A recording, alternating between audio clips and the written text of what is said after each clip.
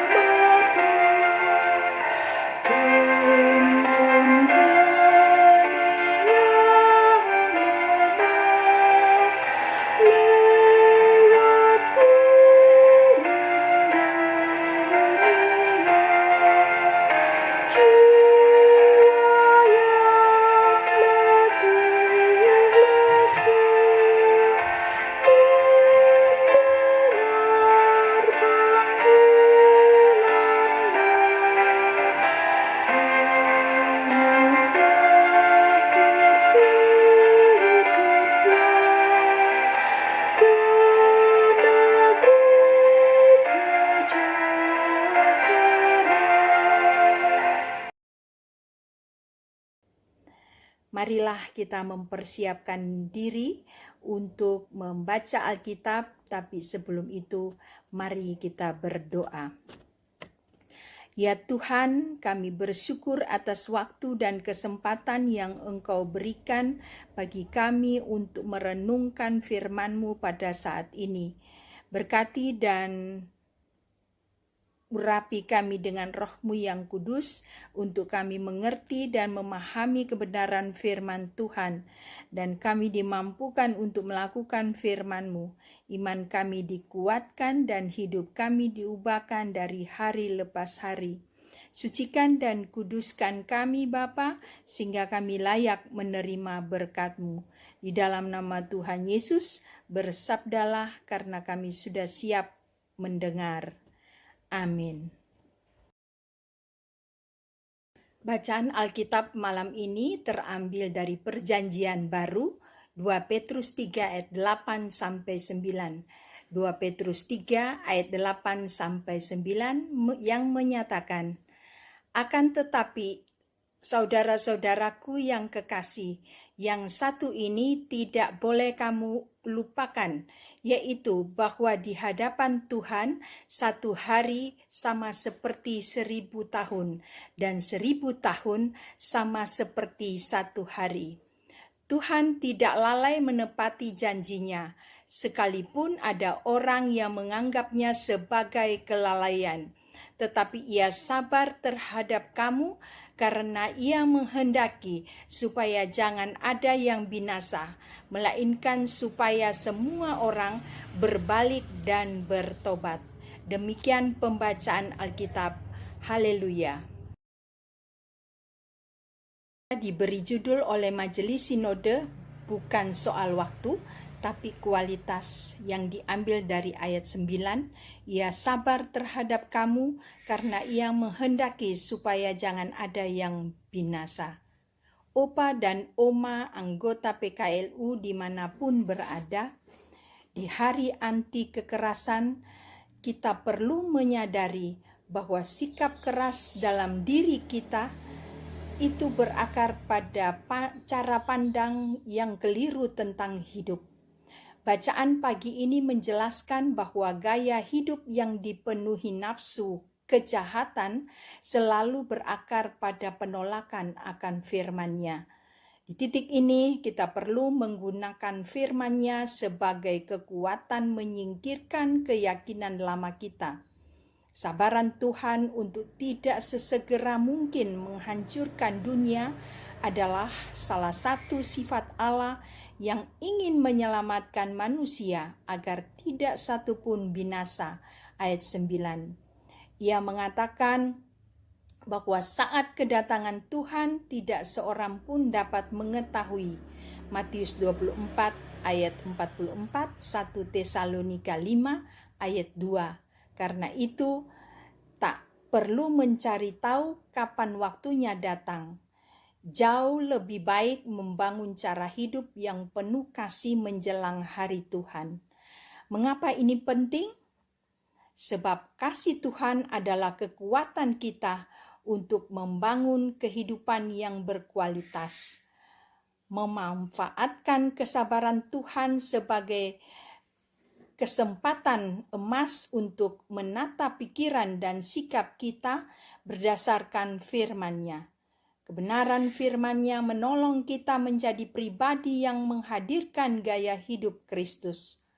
Roh Kudus melalui firman-Nya bukan saja memberi inspirasi bagi perubahan pola pikir dan sikap, namun membuat kepribadian Kristus menjadi nyata dalam kehidupan kita. Opa dan Oma yang dikasihi Tuhan, menghitung hari kedatangan Tuhan adalah kesia-siaan. Sepanjang apapun Tuhan anugerahkan kehidupan bagi kita, itu bukan tentang kita bernafas, melainkan soal kekudusan kita. Artinya kekudusan hidup kita dinyatakan melalui kemampuan kita untuk berbuah lebat. Menyatakan kasih Tuhan seumur hidup kita, bukan seberapa banyak bilangan usia, tapi seberapa berkualitasnya hidup kita di hadapan Tuhan dan sesama. Ia menghendaki kita menerima kehidupan sebagaimana dirancangkannya, melalui ketaatan kita pada firman-Nya, membangun hidup damai dan bukan hidup penuh dengan kekerasan. Amin.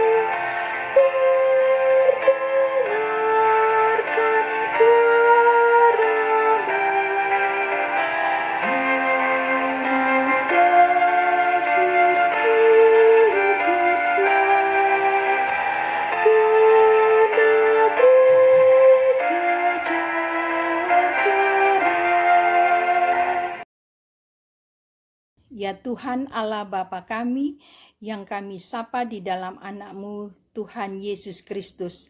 Kami mengucap terima kasih kepadamu atas semua yang telah Kau katakan dalam dan lakukan dalam kehidupan kami hari ini. Biarlah kiranya firman-Mu yang kami dengar pada hari ini tetap tinggal dan menguasai hati kami.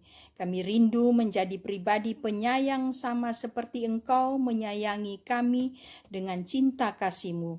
Didiklah kami agar selalu mendengar dan melakukan kehendak-Mu. Berilah supaya besok kami dapat kembali ke tengah-tengah kegiatan kami sehari-hari di dunia ini dengan melihat dan menilai segala sesuatu dalam terang-Mu. Ya Tuhan Allah Bapa kami, malam ini kami mengingat teman-teman kami, anggota PKLU, sanak saudara kami, anak-anak dan cucu kami yang jauh dari kami. Berkati dan lindungilah mereka. Yang sakit Engkau sembuhkan, yang lemah iman Engkau kuatkan, yang berkekurangan Engkau cukupkan. Berkati kami anggota PKLU dimanapun berada. Berkati Majelis Sinode dengan programnya. Berkati Dewan PKLU, beri hikmat kebijaksanaan bagi mereka dalam menjalankan tugas pelayanan di GPIB. Kami juga menyerahkan bangsa dan negara kami Indonesia, pemerintahan kami dari pusat sampai ke daerah-daerah. Biarlah Tuhan Yesus memberkati bangsa dan negara kami Indonesia. Presiden Joko Widodo dan wakilnya, para menteri kabinet kerja, aparatur negara, TNI Polri dalam naungan kasih sayang Tuhan. Demi nama Yesus Kristus Tuhan kami berdoa. Amin. Saya mengucapkan terima kasih kepada Dewan PKLU yang telah menjadwalkan saya dalam acara program saya dan PKLU membaca Alkitab bersama. Tetap semangat Opa dan Oma, sehat selalu dan diberkati Tuhan. Amin.